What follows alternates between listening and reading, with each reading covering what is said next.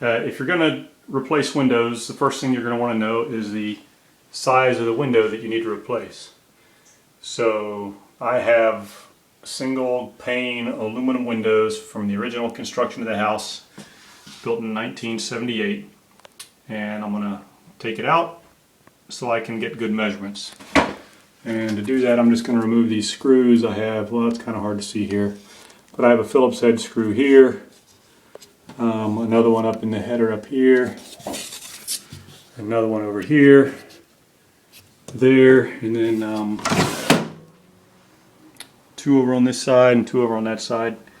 There should not be any down here in the bottom track. If there are, that's a problem, but you shouldn't put any in the bottom track because that could cause water intrusion problems. Anyway, so I'm going to take those screws out and see if we can get the window out. Okay, I've got the screws out. There was about 8 screws total, and oh, there it is.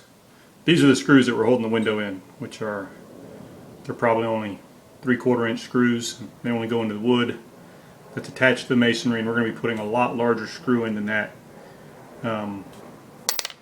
Anyway, there is this painter's caulk around the perimeter, which would make it difficult to push the window out, so I just take my razor knife and cut through that painter's caulk to make it easier to push the window out.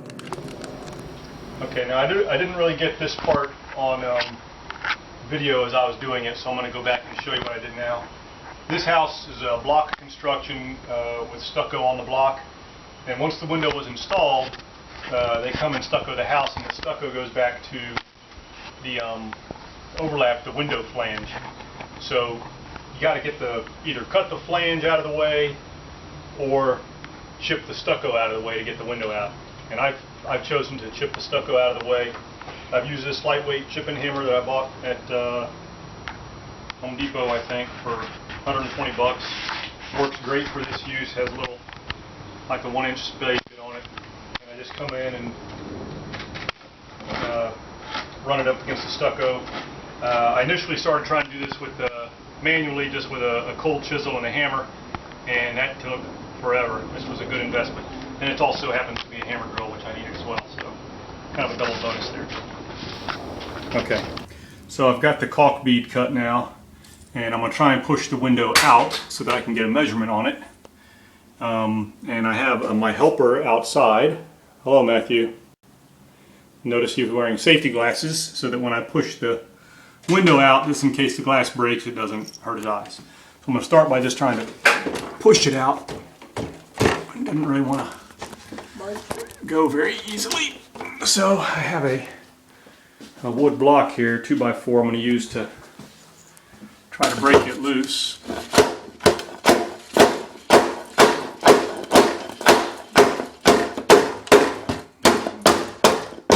I'm getting the window out, but it's hung up for some reason, so I'm going to try harder. Okay, so it was rather difficult to get the window out, but I eventually got it out. Now I could measure the dimensions. If I measure the inside width of the window, it comes to 52 and 8.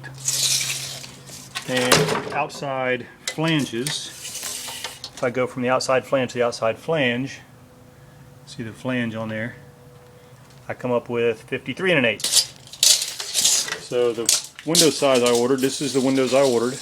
It's a Silverline brand, got it from 84 Lumber, which had the best pricing, although there was some wait time. It tells me right there it's a 52-inch window by 25, which was the other dimension if I measure the height.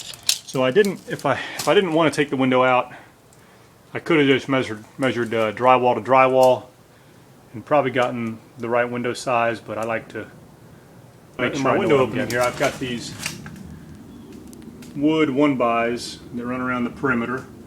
And you can see how old and nasty that caulk is. It's even though it's in very bad condition. It's all just crusty, and so I'm going to scrape that off with chisel or flat tip screwdriver or something. Clean up the perimeter so I have a nice clean surface for my new caulk. I've got the seal opening pretty well cleaned up. I've got all the caulking scraped off of the wood bucks here. I also cleaned the caulking up off the inside, the painter's caulk and so forth.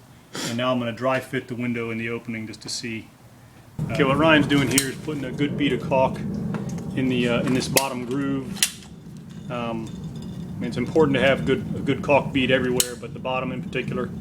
There was a gap over here between where the wood buck was and the sill, so we have a good mess of caulk in there. And here's a gap up here that hadn't been caulked yet, but he's going to get that shortly. So we're going to put the bead of caulk in the bottom first, then we're going to set the window bottom flange in, and then we're going to caulk the flange of the window. And there's really not necessarily a right or wrong way to do it, but it just seems to keep it neater to me, helps us keep from getting stuff on the window. Silicone caulk would just jump out and get all over you. Okay, so Ryan is going to go ahead and run the caulk bead on either side of the window here. We suggest you have 2 people when installing a window. Yes, at least. 3 would even be better. Okay, now we got a pretty good bead of caulk all the way around the perimeter. And so we're going to go ahead and try to slide this window into place. Want me to go inside? Not yet.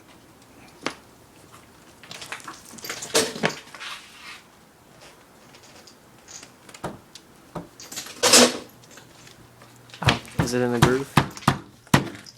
Huh? Is it in the groove? Yeah, it's I don't think it sat down in the groove over there. You don't think so? Ah, you're right. Okay. There we go. Alright, so I'm just going to push it in tight. Push it in there. Make sure it's in tight. Hopefully that caulk kind of squishes out and around. Yeah, If it doesn't, I'm going to come back and I'm going to push some more caulk up in there. And time to go inside and put some fasteners in. Okay. Alright, so you want to make sure the window's pulled in tight because you don't want to drill a hole with the window not pulled in snug against the buck. And then the direction sheet said to come in 4 inches, so I'm just going to eyeball that.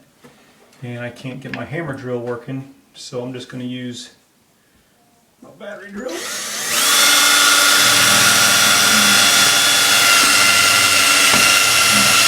Okay, so I've got this window installed pretty much and left it overnight. I've got 2 tap cons in to hold it in overnight.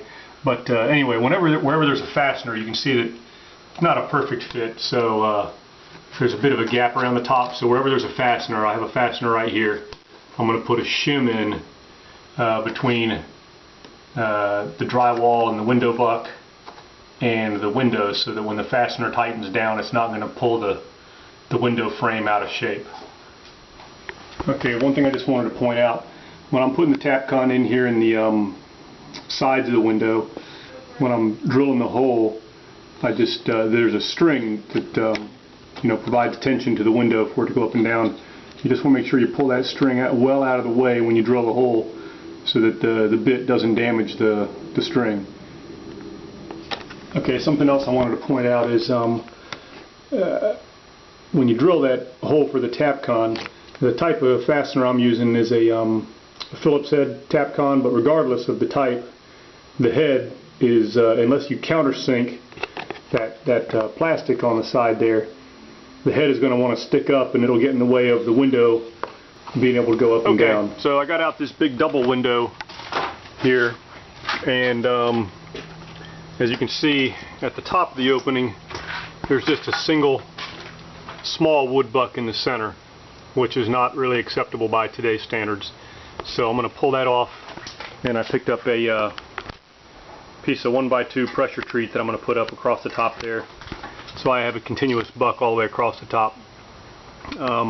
I'll anchor it with a couple tap cons, but it's not really critical that that top strip be, super secure. It's not really structural per se, because the window will be anchored with tap cons that run through the buck all the way into the block, concrete block. Now on the bottom sill, you can see here, this masonry lip was damaged across the bottom, which is really a water barrier to keep the water from coming back into the house, and it was damaged. So I used expanding foam to fill the gaps, let the foam harden up, and then I used a drywall saw to shape the foam so that the window will go in. Okay, so in a where you have a double wide window, two windows are mauled together. With this particular window manufacturer, I don't know if they're all like this, but here's my mauled windows. They come already put together. It looks like what they did is they take two windows that are designed for a frame opening and actually modify them for use in a block opening, because this flange here it would normally get nailed against a wood stud in a frame construction. But what we need to do is cut this flange off, and then we're left with this lip here, which goes against the wood buck. And you can see where I've already cut it off around most of the window already. And what I'm using to cut it off is, it's pretty heavy vinyl. Might be able to use a sharp knife. What I'm using is a side grinder with a masonry cutting blade, small side grinder. That works pretty well. I've also used a Dremel tool with a small abrasive blade on it. Just have to be careful that you don't damage the window, and all you cut is the vinyl itself.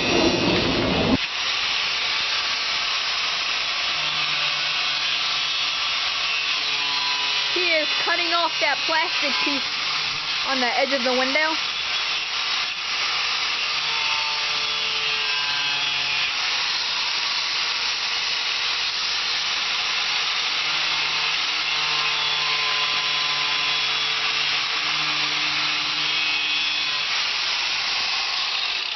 Alright, here we are on day 2 of trying to get this window installed. Thought I had it licked last night, and that fancy furring strip I showed you that I was going to so impressively put at the top of this window opening turned out to be too big. Furring strip was 3/4 inch, and the window buck should have been half. So I wasted 3 tubes of silicone caulk. And we were not having to Went and got some 1/2 inch PT plywood and ripped my strips out of that. So now I've got these 3/4 inch PT strips that I'll be using. Oh, I'm sorry, correct, 1/2 inch strips, which, if my memory was worth a hoot, I would have remembered I had to do on the other windows in the house too. So that made me very pleased. And Ryan is picking silicone caulk off the entire perimeter of this window because we really put it on there. So lesson relearned: make sure it dry fits well and correctly before you put it in. And also, it just so happens that this window is just a hair larger than the other one, and drywall was keeping it from going in at the top as well. So I had to cut the drywall back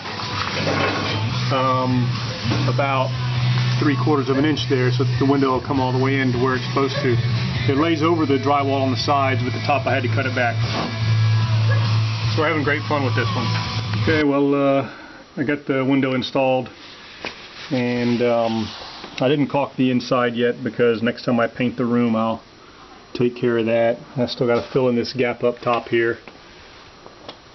Great size gap. Well, there it is, finished product, both windows installed. Just need to put a final bead of caulk around the outside and have the stucco man come and re-stucco the outside.